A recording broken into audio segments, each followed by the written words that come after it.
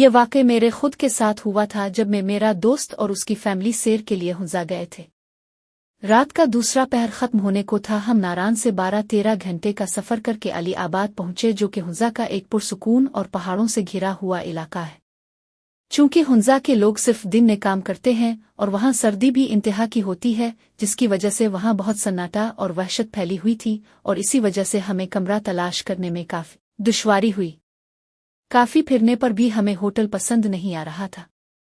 देखते देखते हम एक रिजोर्ट के बाहर पहुंचे, लेकिन सब सो चुके थे। हमने ऊंची आवाजें दें तो एक लड़का आया और हमें कमरे दिखाए जो हमें पसंद भी आ गए। सामान रखने के बाद हम अपने अपने कमरों में चले गए। मुझे ऐसा एहसास हुआ जैसे मुझे खिड़की से कोई देख रहा है, लेकिन जब मैंने बाहर देखा तो वहां कांचे भी नहीं था। मैंने पर्दे ठीक किए और बाहर खड़ा होकर अपने दोस्त का इंतजार करने लगा ताकि हम खाना लाने जा सकें, और इसी दौरान मुझे ऐसा एहसास हुआ जैसे कोई मेरे बिल्कुल पास खड़ा है और मुझे देख रहा है। मैंने आदेर अलिफादेर अच्छी तरह देखा, लेकिन कांचे भी नहीं था। मैंने इसे अपना वहम तस्वूर किया और हम खाना लेने करीमाबाद चले गए। वापस आकर हमने साथ खाना खाया, और जब मैं अपने कमरे में पहुंचा तो देखता हूं कि मेरा सामान जहां रखा गया था वहां नहीं है। उनकी जगह तब्दील की जा चुकी है और सामान सलीके से रखा हुआ है।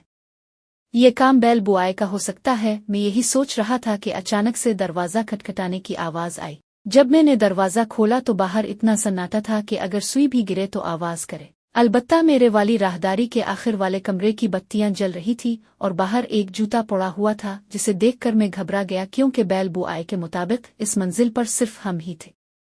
मैंने काफी दरवाज़ा खटखटाया, लेकिन अंदर से कोई आवाज़ नहीं आई और अचानक से इसकी बत्ती बंद हो गई। मैं डरा और वहां से तेज तेज अपने कमरे की तरफ आने लगा कि अचानक मेरी नज़र बाहर बाग में लगे एक बड़े संघों वाले मारखोर के सर पर पड़ी, जिसका मुंह मेरी तरफ ही था, और उसी असना में नीचे से एक बलू आई और मेरी तरफ देखते ही बहुत तेजी से मेरे पास से होती हुई छत पर भाग गई, जिसे देखकर मेरे रूंगटे खड़े हो गए और मैंने अपने दोस्त को बुलाया और आयतल कुर्सी का वर्द शुरू कर दिया। जब मेरा दोस्त आया तो वहां कोई जूते नहीं थे।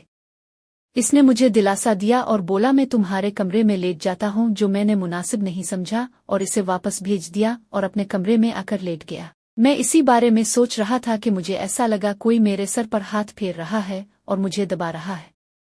थकावट होने की वजह से मुझे काफी सुकून आया, लेकिन डर भी इंतहा का लगा।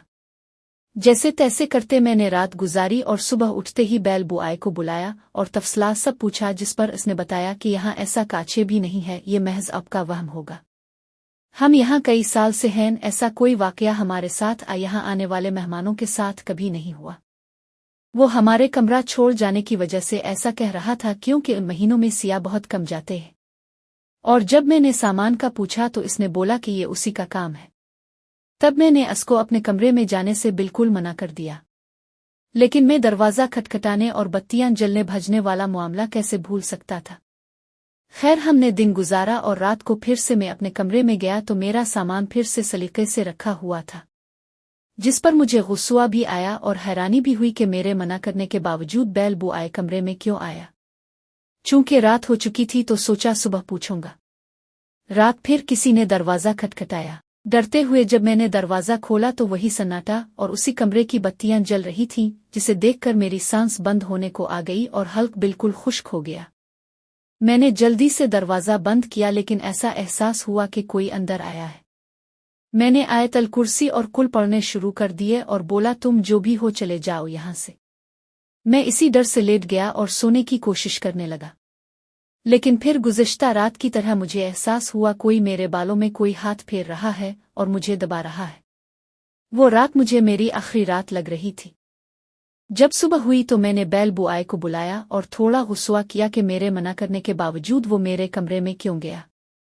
इसने टाल मटोल करने की कोशिश की, लेकिन ने काफी बजिद था। तब इसने बताया कि यहाँ एक रूहानी मखलूक रहती है, जो कि इसके मुताबिक कभी इस जमीन की मालिकन हुआ करती थी, लेकिन वो किसी को परेशान नहीं करती और नेकरू है, और वो बहुत कम अयन होती है, और सिया ना होने की वजह से इसे हमसे झूठ बोलना पड़ा था। फिर हमने वहां से जाने में ही बेहतरी समझी। चूंकि हुंजा के लोग बहुत मेहमान नवाज और खुश तबीयत होते हैं, तो मेरे ख्याल में वो मेहमान नवाज रूह थी जो आने वाले सयाहों का ख्याल रखती थी, लेकिन कभी कभी मुझे वो वहम भी लगता है